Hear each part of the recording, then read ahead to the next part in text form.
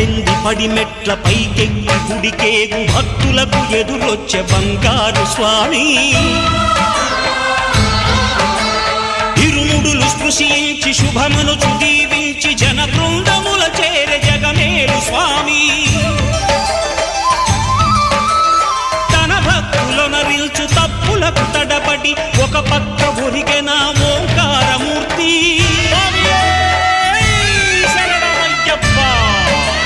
స్వాములందరూ తనకు సాయము కాగా ధీమంతుడై లేచే ఆ కన్య స్వామి